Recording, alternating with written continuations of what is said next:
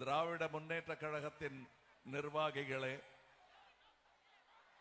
இங்கே வந்திருக்கும் கூட்டணி கட்சி தோழர்களே, காங்கிரஸ், மதிமுக, விடுதலை சிறுத்தைகள்,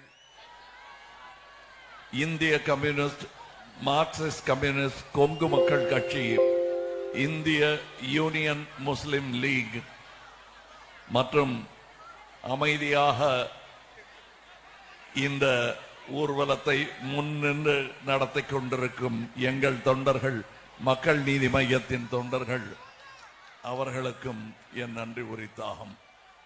ஏன் அவங்கள தனியா சொல்றேன்னா, நமக்கு இதுல ஏதாவது பங்கு இருக்கணும் என்பதை கேட்காமல், எங்களுக்கு தலப்பா கட்டினாதான் நாங்க வந்து தேர் இழுப்போம்னு சொல்லாம, இந்த தேர் வென்றாக வேண்டும், இது நாட்டுக்காக ஓடும் தேர் என்பதனால் தான் இங்கே என் அறிவுரைப்படி அமைதியாக இருக்கிறார்கள் என் தோழர்கள். இங்கே இன்னும் சொல்ல போனால், இத்தனை கொடிகளும் இங்கே பறந்து கொண்டிருப்பது ஒரு கொடிக்காக. அது நம் தேசிய கொடி. அது ஜனநாயகத்திற்காக பறக்கும் கொடியாகவே இருக்க வேண்டும். ஒரே வண்ண கொடியாக அது மாறிவிடக் கூடாது என்பதற்காகத்தான் நாங்கள் ஒரே அணியில் திரண்டிருக்கிறோம். இந்த 1000 ரூபாய் ஸ்கீம், அதை முதல்ல அதை பத்தி பேசினது நாங்க தான், நாளும் செயல்படுத்தினது இவங்க தான். இந்த 1000 ரூபாய் ஸ்கீம்னால எத்தனை பேர் பயன்பட்டு இருப்பாங்க? இந்த கூட்டத்தில் நிற்கிறவங்களே எத்தனையோ பேர் கிராமத்துக்கு போய்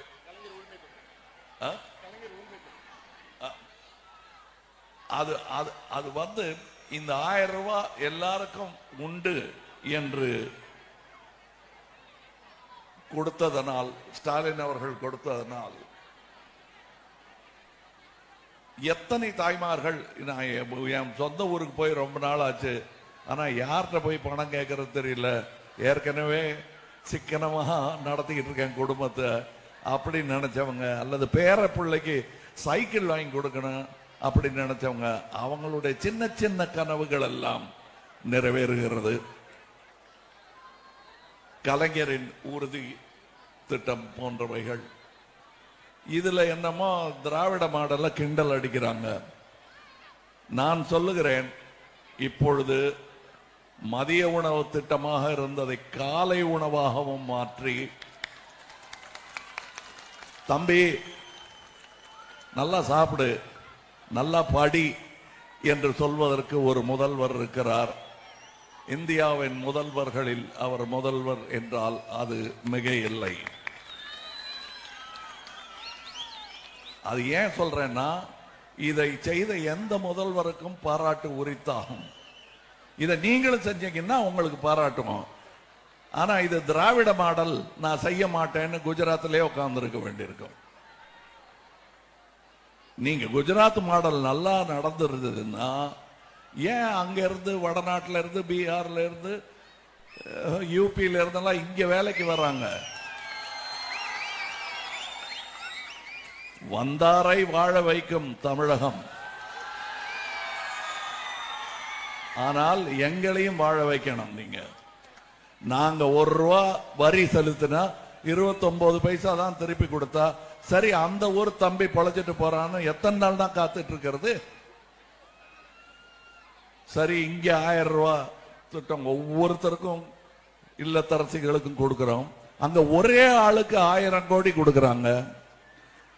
அது எப்படி மேஜிக்னே எனக்கு தெரியல. அதுவும் இதுக்கு முன்னாடி எல்லாம் வழக்கமா இங்க ரொம்ப தாராளமா தண்ணியா பணத்தை செலவு பண்றவங்கள என்ன டாடா பிர்லான்னு நினைப்பா அப்படின்வாங்க. அவங்களுக்கெல்லாம் டாடா காட்டும் அளவுக்கு பெரிய தாதாவாக, உலக பணக்காரர்கள் ஒருத்தராக ஒருவரை எப்படி 10 வருஷத்துக்குள் உங்களால் செய்ய முடிந்தது? அந்த மேஜிக்கை கொஞ்சம் இந்த தெருவில் காட்டுங்களேன். இந்த மாதிரி நிறைய தெருவுகள் இருக்கு தமிழ்நாட்டில். கோடீஸ்வரர்லாம் வேணாம், லட்சம் கோடி எல்லாம் வேணாம், ஒரு 1,00,000 பேருக்கு 1,00,000 ரூபாய் கிடைக்கிற மாதிரி பண்ணுங்களேன். நீங்க செய்யல, இங்க செஞ்சிட்டு இருக்காங்க.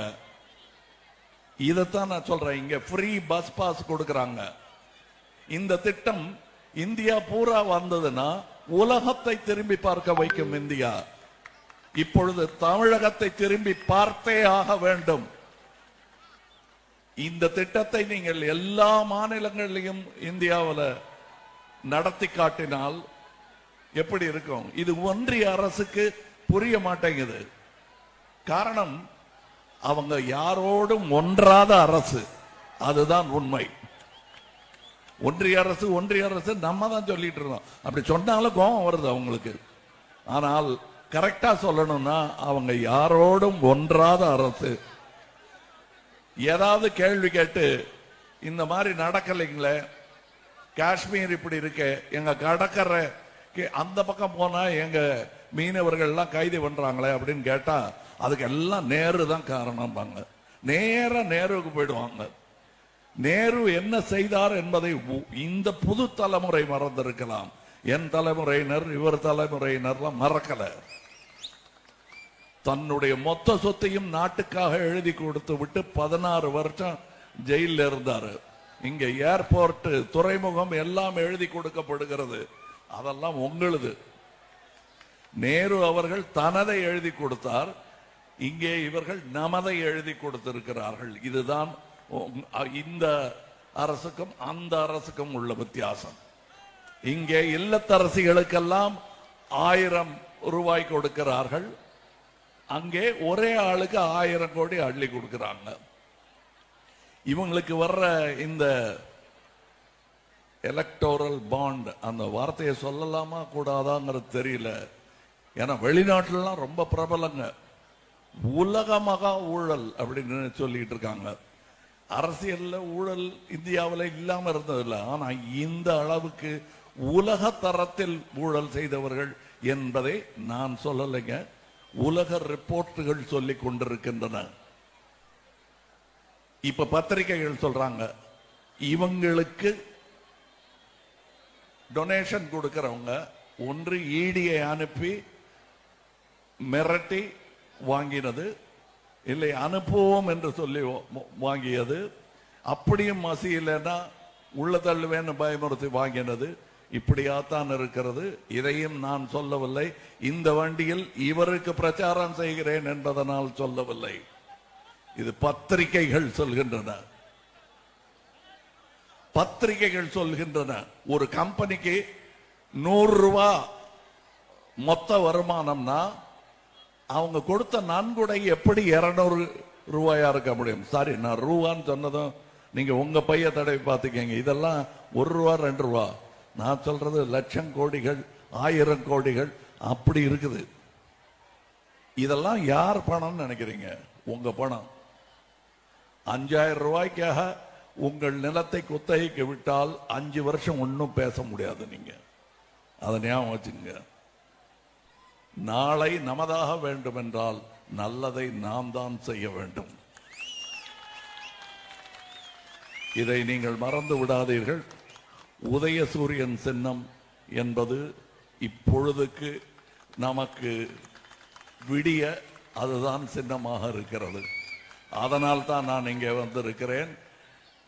உங்களுக்கு என்னங்க போன வாட்டி விமர்சனம் பண்றீங்களே அப்படின்னா, நான் விமர்சனம் பண்ணுவேன்.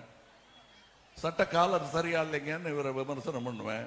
என்னங்க தலை சீவாமன்றீங்கன்னு விமர்சனம் பண்ணுவேன். சீவிட்டா சந்தோஷம். அதை செஞ்சிருக்காங்க. 1000 ரூபாய் கொடுத்தா நல்லா இருக்கும் சொன்னா அதை செஞ்சு காட்டுறாங்க. அதனால் இங்க இருக்கிறேன். எனக்கு பாரபட்சம் கிடையாது. நான் சென்ட்ரிஸ்ட். இப்ப எல்லா இஸ்டும், அம்பேத்கரிஸ்டும் சரி, கம்யூனிஸ்டும் சரி, சென்ட்ரிஸ்டும் சரி, கான்ஸ்டிடியூஷனலிஸ்ட், நம்மளுடைய அரசியல் அமைப்பு சட்டம் அந்த புத்தகத்தை காப்பாத்துறதுக்காகத்தான் இத்தனை பேரும் திரண்டு இருக்கிறோம். இத்தனை கொடிகளும் ஒரே காற்றில் பறந்து கொண்டிருக்கின்றன. தயவு செய்து இந்த தருணம் இந்தியாவின் சரித்திரத்தை மாற்றி அமைக்கும் தருணம். அதில் உங்கள் பங்கு இருக்க வேண்டும். அதை மறந்துடாதீங்க. அதுக்காகத்தான் நான் இங்க வந்தேன். எனக்கு என்ன லாபம்னா உங்க லாபம் தான் என் லாபம். 60 வருஷமா அப்படித்தான் நான் வாழ்ந்துட்டு இருக்கேன். உங்கள் பையில் பணம் இருந்தால் என் கையில் கொஞ்சம் கிடைக்கும். அப்படித்தான் நான் இந்த வண்டி வாங்கினது கூட உங்க பணத்தில் தான். ஆனா நியாயமா வாங்கினது. நான் வரிய ரெகுலரா கட்டுறவேன்.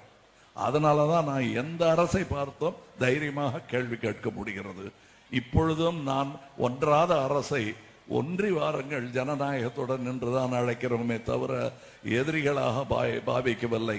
அவர்கள்தான் நம்மளுடைய விவசாயிகளை எல்லாம் எதிரி படையெடுத்து வந்த மாதிரி ஆணி படுக்கை போடுகிறார்கள், ட்ரோன்ல கண்ணீர் புகை வீசுகிறார்கள். இதெல்லாம் நடந்துகிட்டு இருக்கு. இதெல்லாம் தயவு செய்து நீங்க அன்றாட செய்திகளில் படித்து விட்டு மறந்து விடாதார்கள். இப்ப வர்ற தேர்தலுக்கு ஞாபகம் வச்சுங்க. அது ஞாபகம் வச்சுக்கிட்டா போதும், கண்டிப்பா இவருக்கு ஓட்டு போடுவீங்க. நாளை நமதே. வணக்கம்.